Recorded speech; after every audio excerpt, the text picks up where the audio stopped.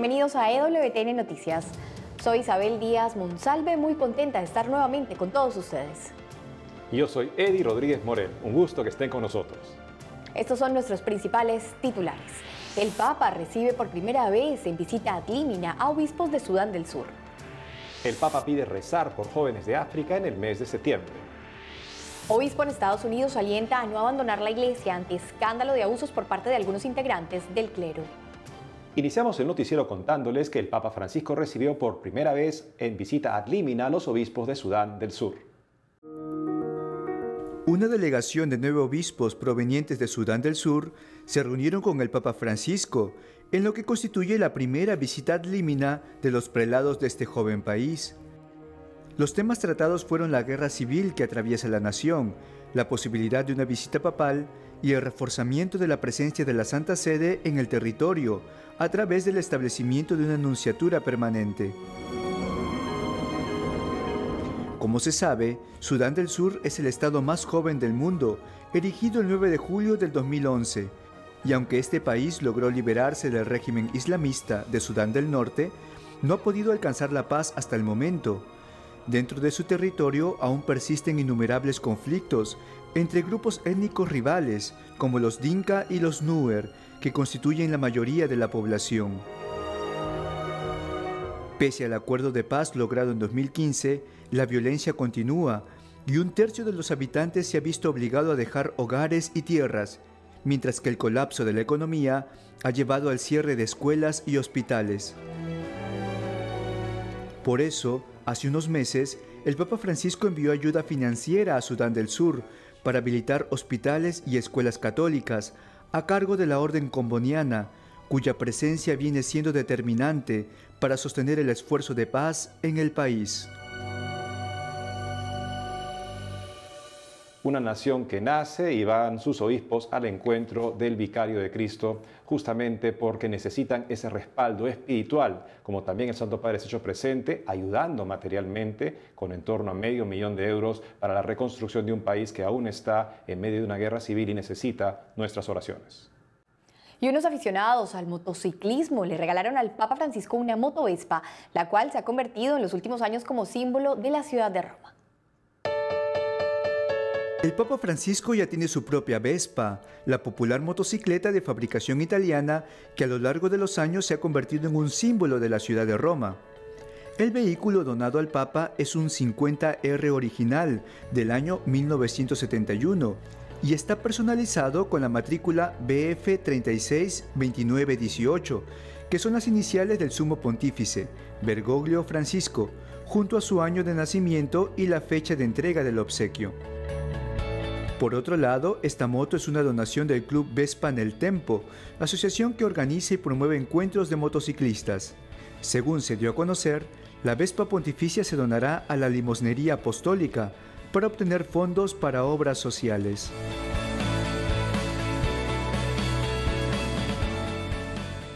Ahora nos enlazamos con nuestro corresponsal que se encuentra en Roma, Álvaro de Juana, quien nos tiene información sobre la última reflexión del Papa Francisco en su catequesis general. Adelante, Álvaro. Isabel, pues crítica del Papa Francisco durante su última catequesis en la audiencia general del miércoles, aquí en la Plaza de San Pedro, a la mentalidad del mundo actual que vende a toda costa una idea de divertimento para esconder otras cosas, pero dice el Papa que la gente se sigue sintiendo vacía por dentro. Francisco exhortó también a todos los fieles a reconciliarse con su propia historia a pesar de las dificultades y de los pecados que hayan cometido en su vida. Queridos hermanos y hermanas, hoy reflexionamos sobre el tercer mandamiento. Fíjate en el sábado para santificarlo. Se debe distinguir entre el verdadero descanso y la evasión, tan común en nuestros días. Hoy se intenta evadir la realidad buscando una diversión que oculte nuestro descontento. El sentido del auténtico reposo lo encontramos en las palabras del Éxodo. Dios hizo el mundo en 6 días y el séptimo descansó. Ese descanso es la alegría de Dios por su creación, que era muy buena. Para nosotros cristianos, El día del Señor es el domingo y en la Eucaristía, que significa dar gracias, se encuentra el culmen de esa jornada de contemplación y bendición en la que acogemos la realidad y alabamos al Señor por el don de la vida, dándole gracias por su misericordia y por todos los bienes que nos concede. El reposo es también un momento propicio para la reconciliación, para confrontarnos con las dificultades sin escapar de ellas, para encontrar la paz y la serenidad de quien sabe valorizar lo bueno que tiene, incluso en el lecho del dolor o en la pobreza.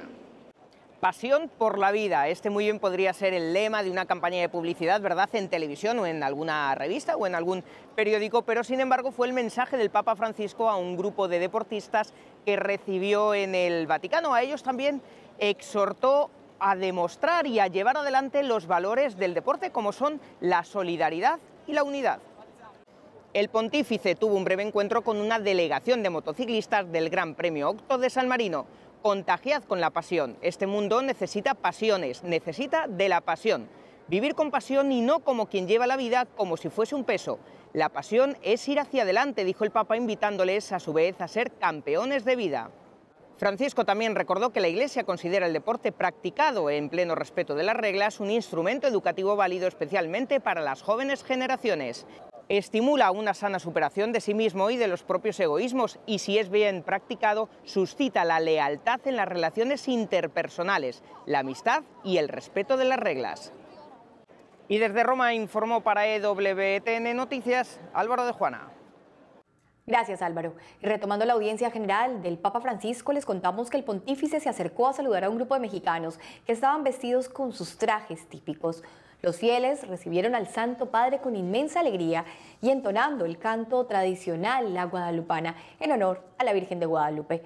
Más adelante, el Papa se puso a cantar con ellos. Escuchemos. Desde el cielo una hermosa mañana, desde el cielo una hermosa mañana, la guadalupana, la guadalupana, la guadalupana, la guadalupana, la guadalupana bajo el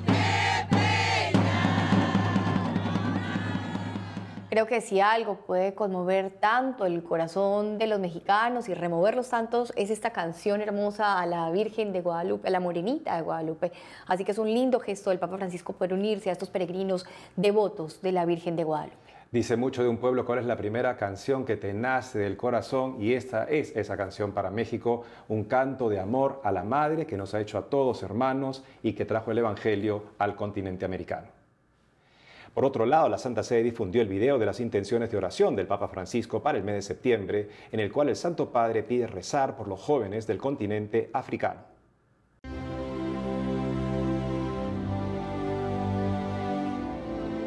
África es un continente rico, pero la riqueza más grande, más valiosa de África son los jóvenes. Ellos deben poder elegir entre dejarse vencer por la dificultad o transformar la dificultad en una oportunidad. El camino más eficaz para ayudarlos en esta elección es invertir en su educación. Si un joven no tiene posibilidades de educación, ¿qué podrá hacer en el futuro?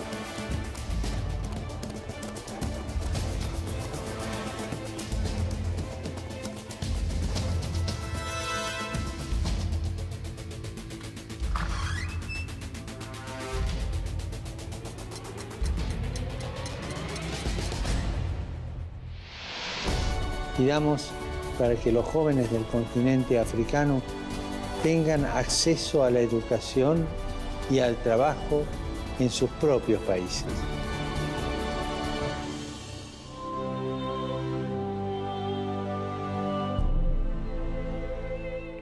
Así que todos estamos invitados a unirnos a las intenciones de oración del Santo Padre, de rezar por los jóvenes del continente africano que tanto nos necesitan. Ahora nos vamos hasta Ciudad de México, donde se encuentra nuestro corresponsal Joel Álvarez con información de la Iglesia en ese país. Adelante, Joel. Hola Isabel Eddy, les saludo hoy desde uno de los puntos más bonitos de esta capital mexicana, el Parque México en la Condesa, que fue también desafortunadamente una de las zonas más afectadas por el sismo del pasado 19 de septiembre.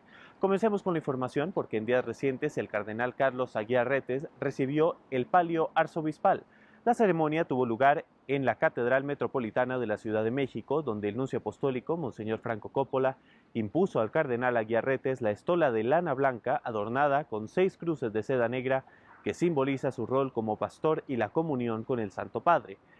En el aniversario de la Arquidiócesis Primada de México, erigida canónicamente el 2 de septiembre de 1530, el cardenal pidió a Dios que caminemos en unión con nuestros pastores hacia el reino del Padre, reconciliándonos socialmente y trabajando por un solo objetivo, la paz nacional. Durante su homilía, el purpurado expresó también su comunión con el Papa Francisco, a quien agradeció su serenidad y paz ante las acusaciones que se le han atribuido recientemente. Más adelante, el cardenal pidió a los fieles que se unan en oración para que Dios le dé la fuerza al Papa que necesita en estos momentos. En otras noticias, el periódico Desde la Fe, que es el periódico oficial de la Arquidiócesis Primada de la Ciudad de México, tocó en su editorial la crisis de abusos sexuales cometidos por sacerdotes aquí en México y en el resto del mundo. En el texto se asegura que las recientes denuncias de abusos sexuales evidencian una crisis de moralidad y heridas de una actitud clericalista que duelen en el santo pueblo de Dios. Según se puede leer en el comunicado, la Iglesia afirma que si en el pasado la omisión ante estos casos fue una indigna forma en que se dio respuesta a las víctimas, hoy la Iglesia quiere solidarizarse con ellas denunciando todo aquello que ponga en peligro la integridad de cualquier ser humano, especialmente de los niños. En este sentido, se señala que hoy, en todos los niveles de la Iglesia, es necesario que se ponga el dedo en la llaga para que no se vuelva a poner jamás la espalda a las víctimas. Eso es todo por hoy desde la Ciudad de México. Para EWTN Noticias informó Jovel Álvarez. Gracias, Jovel. Y en Estados Unidos, el obispo auxiliar de Los Ángeles, Monseñor Robert Barron, se dirigió a todo el pueblo de Dios alentando a no abandonar la iglesia ante el escándalo de abusos por parte de algunos integrantes del clero.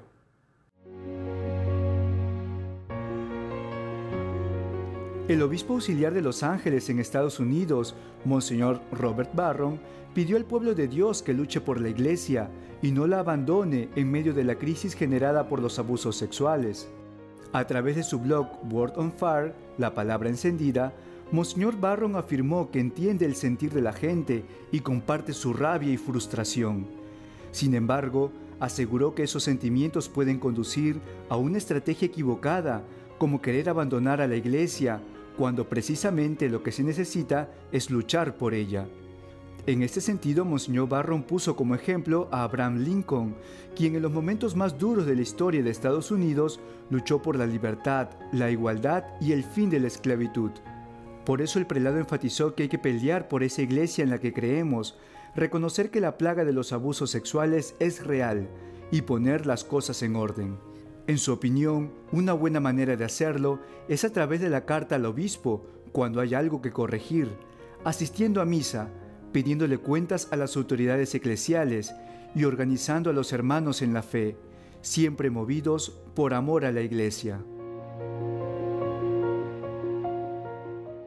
En los momentos difíciles no tenemos que huir de la iglesia, tenemos que quedarnos adentro y ayudar desde ahí. Todos tenemos que pensar, ¿para qué podemos ser útiles en estos momentos? ¿Qué es lo que podemos hacer para ayudar con la purificación que estamos viviendo en la iglesia? Amigos, tenemos que hacer una pausa, pero al volver, partidarios de Ortega hostigan e insultan a obispo en Nicaragua. Conoceremos un poco más del drama de los migrantes que llegan a Europa y de la acción de la iglesia para ayudarlos. Ya retornamos con más información en EWTN Noticias.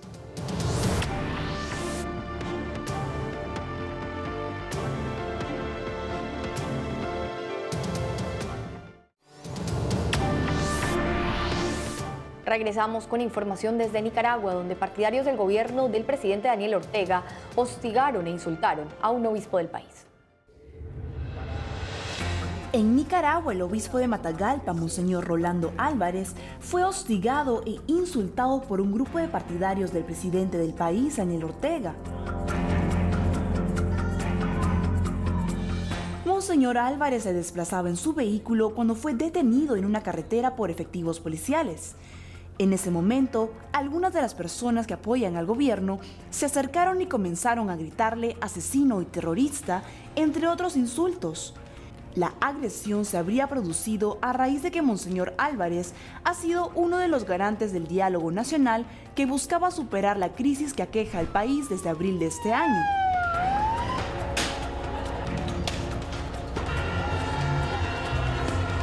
Tras lo ocurrido, los sacerdotes de la diócesis de Matagalpa expresaron en un comunicado su solidaridad y cercanía al obispo. En ese sentido, lamentaron este tipo de actos que atentan contra la integridad y dignidad y agregaron que los improperios e insultos dichos en su contra reflejan una falta de respeto y pobreza de espíritu. Finalmente, los sacerdotes expresaron su deseo de que acontecimientos como los ocurridos no se repitan con ningún obispo, miembros del clero o con ningún hermano nicaragüense. Es injusto que alguien que trabaja por la paz o que denuncia las atrocidades que viven los nicaragüenses sea atacado, insultado de esa manera. Así que todos los católicos tenemos que unirnos, todas las personas de buena voluntad tenemos que unirnos para defender a quienes tanto lo necesitan en el país nicaragüense, para que el gobierno escuche a las personas, escuche a la iglesia y pueda detener todos esos ataques. Ahora nos vamos hasta Japón, donde el tifón Jebi ya ha dejado varias personas fallecidas tras su paso por la isla principal del país. Japón es golpeada una vez más por los embates de la naturaleza. Estas imágenes, que parecen sacadas de una película de ciencia ficción, muestran los destrozos ocasionados por el tifón Jebi, el más fuerte que haya golpeado Japón en 25 años. Decenas de personas han perdido la vida y más de 300 resultaron heridas. El gobierno japonés emitió avisos de evacuación para más de 1 millón de personas después de que la tormenta tocara tierra en Shikoku, una de las islas más pequeñas del país. Me gustaría expresar nuestras condolencias a los que fueron asesinados por el tifón y deseamos expresar nuestra solidaridad a los afectados por esto. El tifón Jebi, cuyo nombre significa tragar en coreano, recorrió la parte oeste de Honshu, la isla principal más grande del archipiélago japonés. Jebi es considerado un tifón de categoría 3 de 5 en la escala de Saffir-Simpson. Es el tifón más fuerte en tocar tierras japonesas desde 1993 y en algunas áreas las mareas fueron las más altas registradas desde 1961. Uno de los lugares más afectados fue el Aeropuerto Internacional de Kansai, en Osaka, cuyas pistas de aterrizaje y pasillos fueron inundadas por completo. El desastre natural derribó grúas, volcó autos y dañó santuarios históricos. Más de medio millón de hogares en el oeste y centro del país permanecieron sin electricidad el pasado 5 de septiembre, y las autoridades advirtieron que llevará un tiempo lograr que el sistema de servicios vuelva a la normalidad. Japón es un ejemplo a nivel mundial en precaución, en medidas que se toman justamente para minimizar el impacto de estas calamidades, pero aún así la fuerza de la naturaleza es tremenda y los japoneses necesitan nuestras oraciones. En otras noticias, el Museo Nacional de Río de Janeiro, patrimonio histórico de América Latina, fue destruido por un incendio y los obispos brasileños se pronunciaron ante este lamentable suceso. Hace unos días, un incendio destruyó el Museo Nacional de Río de Janeiro, que recientemente cumplió 200 años y que era considerado el mayor museo natural de antropología e historia de América Latina. En el patrimonio, que contaba con unos 20 millones de objetos, se vio afectado el fósil humano más antiguo de Brasil, una colección de arte y los restos del primer dinosaurio del país. Por su parte, Monseñor Roberto Ferrería Paz, miembro de la Comisión Episcopal Pastoral para la Cultura y la Educación, afirmó que esta tragedia habla del descuido del patrimonio público y de la falta de políticas preventivas de los bienes culturales.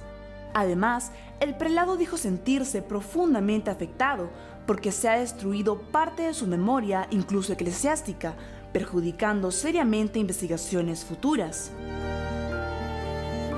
Por su parte, el sacerdote Augusto Becerra de la Arquidiócesis de Río de Janeiro, conocido por su apostolado en las redes sociales, dijo en su cuenta de Facebook que análogamente piensa que el fuego del relativismo y el progresismo han destruido los valores del pasado y van incendiando las casas, las escuelas, la juventud y todo el orden social. Por otro lado, el Ministerio de Educación publicó un comunicado en el que lamentó el incidente ocurrido y resaltó que no cesará en sus esfuerzos para la recuperación de este patrimonio histórico.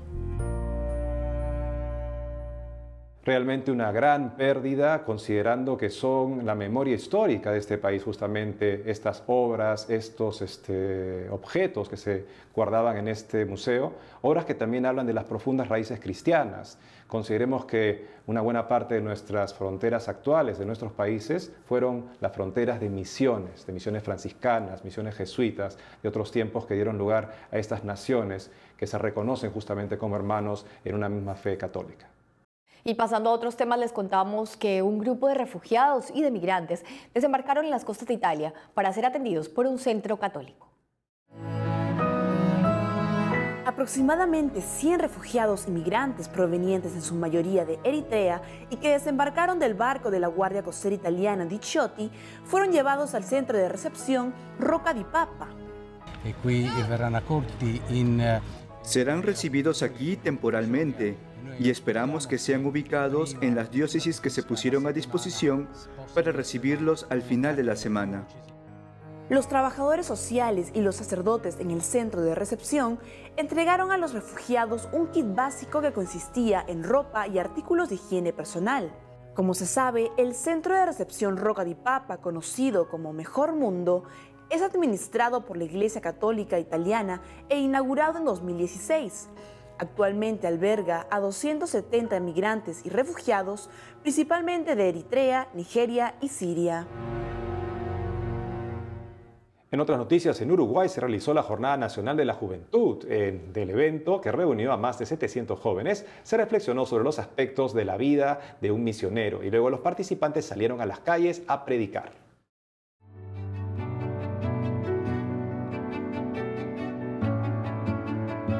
Cientos de jóvenes católicos en todo Uruguay se reunieron para celebrar la Jornada Nacional de la Juventud número 40, que este año llevó por lema "Con María decimos sí".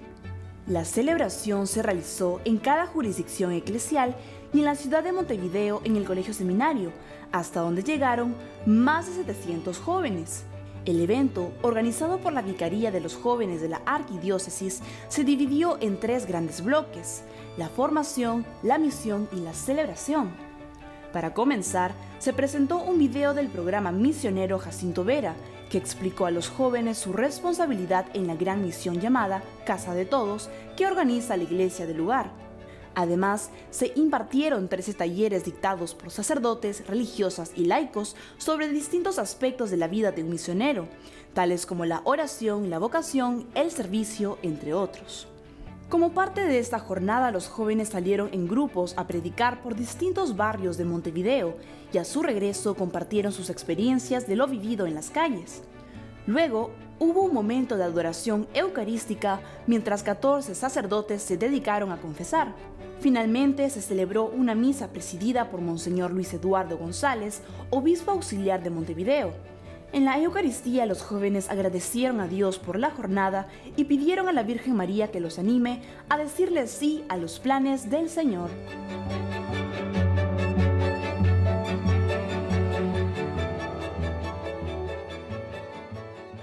Qué buenos son estos espacios de reflexión en que los jóvenes pueden meditar en el Evangelio, pero a la vez también pueden salir y anunciar en las calles y practicar lo que están rezando, lo que están reflexionando. Los jóvenes son el futuro de la iglesia, esto es lo que se dice, así que ellos tienen que encontrar ese espacio dentro de la iglesia. Tenemos que encargarnos de ayudarlos a entender cómo es que pueden ser partícipes de esta. Y el pasado 1 de septiembre en Eslovaquia fue beatificada Ana Kolesarova, quien murió por defender su pureza y castidad. Hace unos días el Papa Francisco la recordó pidiendo que esta joven valiente ayude a los jóvenes cristianos a mantenerse firmes en la fidelidad al Evangelio, incluso cuando eso exige ir contracorriente y pagar en persona. Conozcamos un poco más de su vida en este video de nuestros compañeros de Así Prensa.